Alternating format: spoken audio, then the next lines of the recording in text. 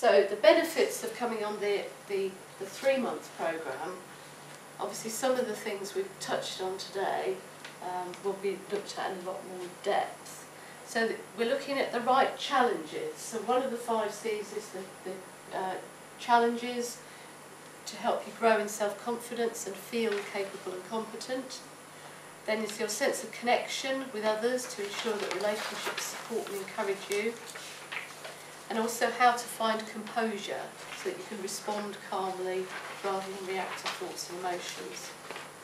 And your unique personal strengths and character to help you focus on your future path. How to bring the fun and playfulness of your inner creativity back into your life. Okay, so there's the 5 aspects of mental well-being. Just quickly to say about this programme, there's a maximum of 6 people on it. There's an individual session for 2 hours. There's then 3 3-hour group sessions over a period of 3 months, and everybody who takes part has a kind of work programme that they work through, and the group is a means of supporting that. Okay. That's enough of that. Thank you for listening. Right, I'm going to take you through the 5 C's briefly, and then I'm going to divide you up into small groups and get you to do an exercise. So thank you for listening. The first is challenge. Challenge, as I've mentioned, is about how you step out of your comfort zone. Having challenges in life is how we learn and develop and understand our own competence and capability. Okay?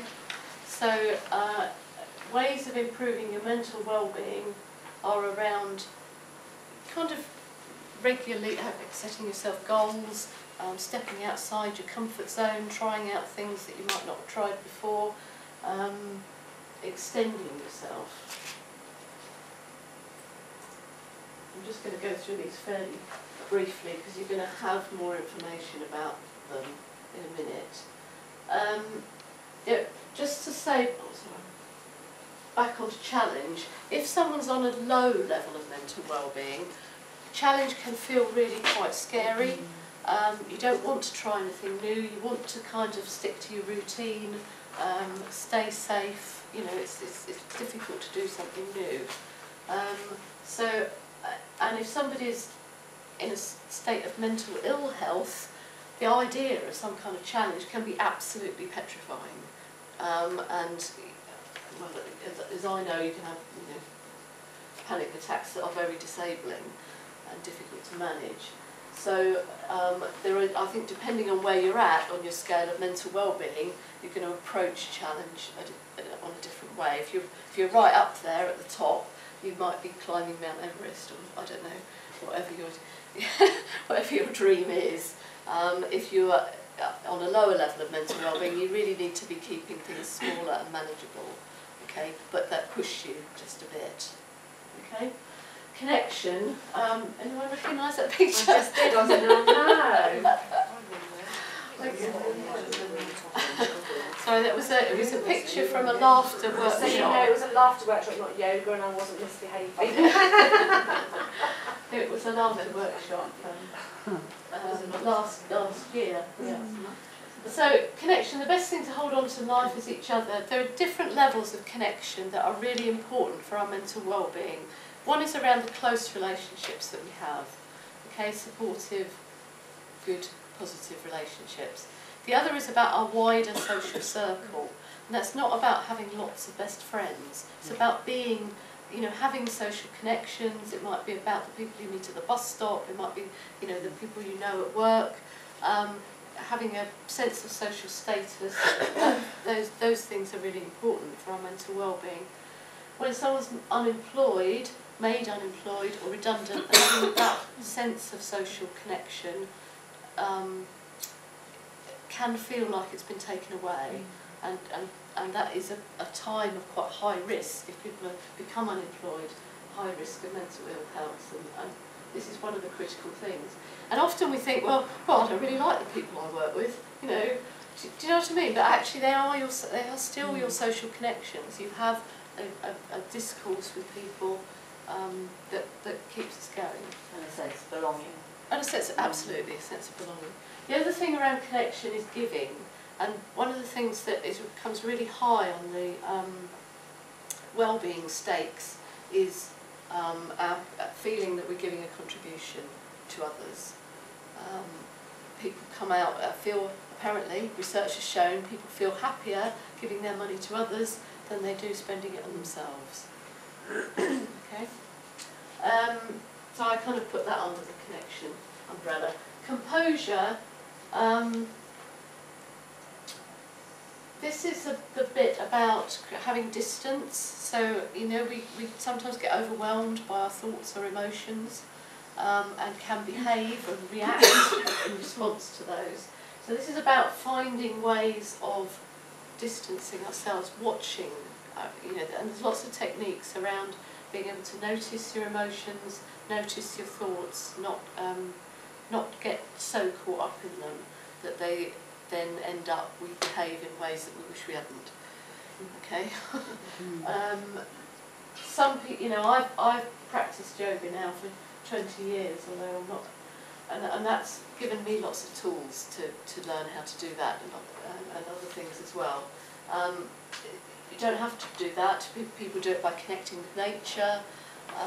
People do it by getting involved in absorbing activities, things that, you know, relax your mind.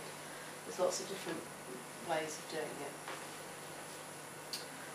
it. Again, so if you're on a low level of mental well-being, you will tend to react more to emotions and thoughts that are going on.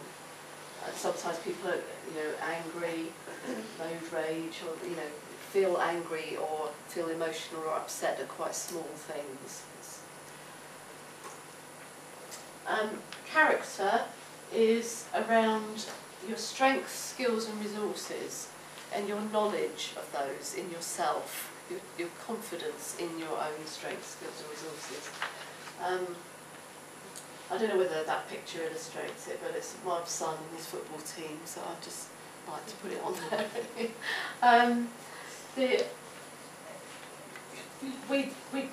If people that are on a low level of mental well-being really don't have a lot of confidence in their own strengths and skills, so they will be feeling a lack of self-worth, basically. Okay, so this is about building that up through different means. That's a great statement, isn't it? It is, isn't it? Yeah. And a rather ancient statement if you think about it.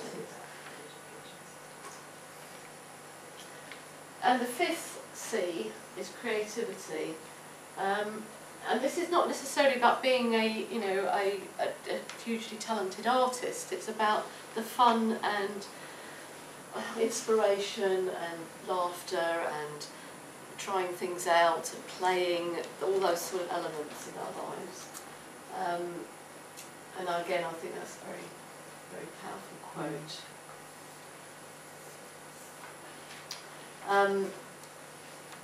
With creativity, often people that are on a lower level of mental, feeling pretty low on the level of mental well-being, really don't feel that they're creative at all, or might feel even quite resentful of other people's creativity, or you kind of get in quite a negative space around it. And the other thing about creativity is, with mental ill health, often creativity is an important part of the recovery. So people do find there's quite a rich tradition, kind of psychotherapeutically, around using art and drama and creative writing and so on to draw out difficult feelings and enable people to work through them.